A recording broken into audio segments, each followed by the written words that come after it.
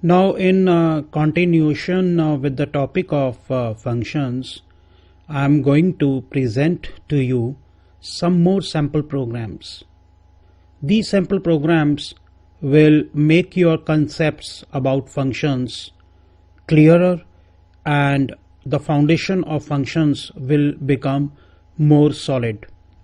Now see, in this program, sample program, see the statement: write a program that reads a number and passes it to a function that calculates and returns its factorial.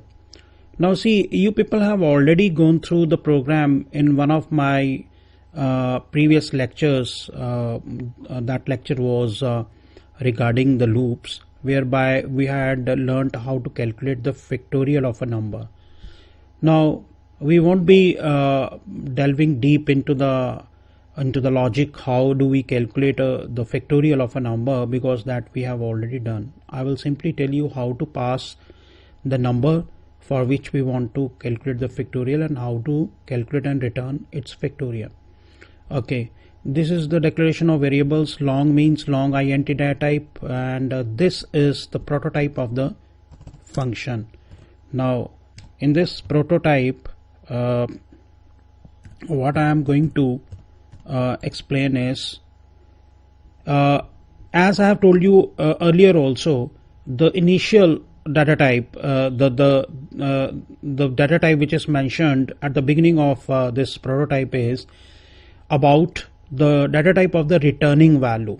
So what I mean to say is, when calc fact, this is the name of the function, when calc fact function will be called, it is supposed to return a value of long int data type, and within parentheses I have written one single data type int.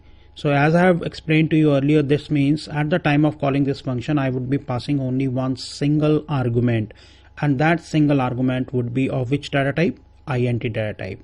So this is the return data type, this is the name of the function, which could have been any name, and this is your data type of the passing argument. So this is your function prototype.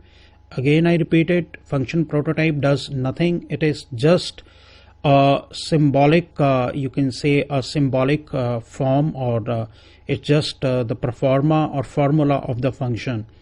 The control is not transferred to any location when we give the prototype. So in the next statement, I have given the prompt, then I am asking for the number is num, and here I am calling the function calc fact. Name of the function was calc fact.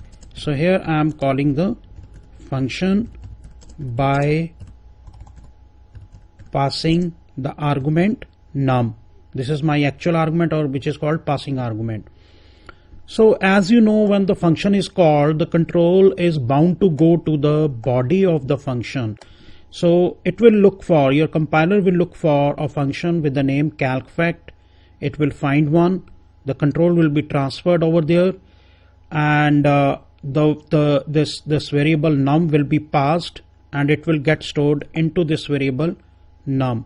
As you can see, I have given the name of this variable formal parameter num. Num is the formal parameter, so, or which is called dummy parameter. The name of the actual argument, the passing argument, and the name of this formal parameter is the same. So there is no restriction upon naming both the variables same. This variable num is local to the function main, and this variable num will be considered to be local to this called function calc fact. So this num will be maintained separately from this num. So both variables are quite different. These will not be, both the names will not be considered to be the names of the same variables. They are different variables. So we can have the same names for our passing arguments and for our formal parameters. It's not going to be any sort of clashing. So here when the control will come into this function, before seeing what is taking place within the body of the function, I should tell you, as you know, this is the data type of the value which will be returned from this function. It has also been mentioned in the prototype. So these are the same things which I am explaining to you. We have discussed these things in the previous program also. So calc fact is the name of the function, and this is your formal parameter which is to be mentioned with the data type. Okay, so now this num is containing the same value as was contained in this actual argument, passing argument num. Its value has been put into this. Okay, so here I have declared a local variable called f, which has been initialized with 1, and here I have applied the loop for calculating the factorial. I need not explain this processing because we have already covered the topic of how to calculate the factorial of a number. So once the factorial will be calculated, that will be put into f, and using this return statement, the factorial which is contained in f will be returned back. Where it will be returned back? It will be returned back to the location where it was called from. This function was called from. Calc fact was called from this location. So this f will go and get stored into this fct variable of the function main. Then control will come down to the following statements. In this case, there is a single statement, printf statement, and factorial would be printed on the screen.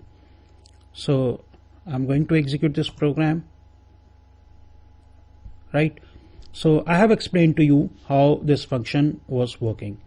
So let me have the opportunity of showing you another program so that all the concepts regarding functions are solidified. So let me show you.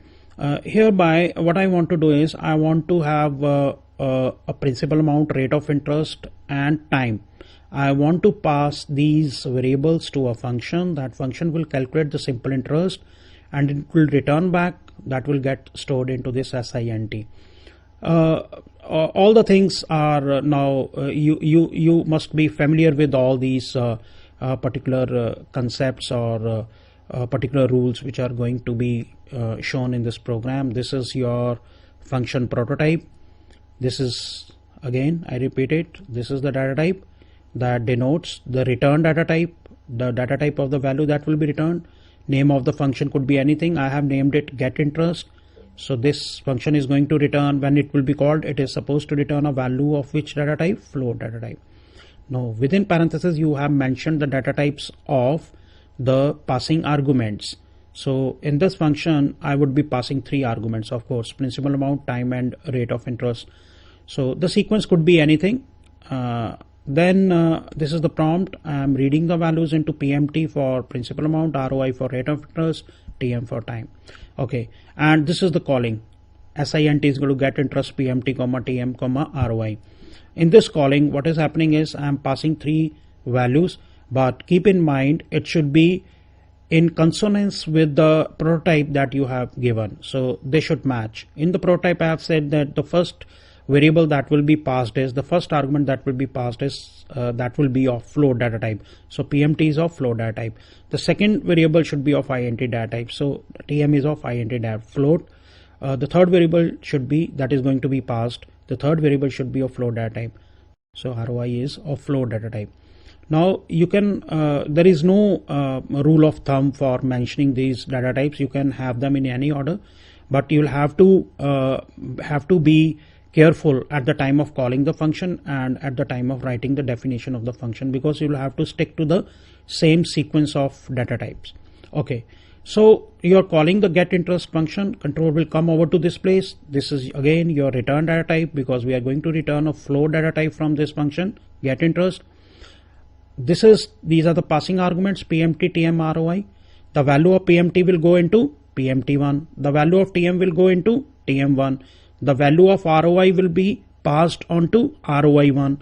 So these are formal parameters, PMT1, TM1, ROI1. These are formal parameters, and names of these formal parameters could have been the same as the names of as the name of actual arguments, passing arguments. Okay, when the control will come into this function, the rest is quite simple. Here we are calculating the simple interest by applying this simple formula. Return statement is going to return this value of s, which is containing your simple interest. It will go to this location where it was called from, and this value of s which is being returned will get stored into this SINT. which is your local variable of the calling function main. Then control will come down to the following statement, and simple interest will be which is in SINT, that will be printed on the screen.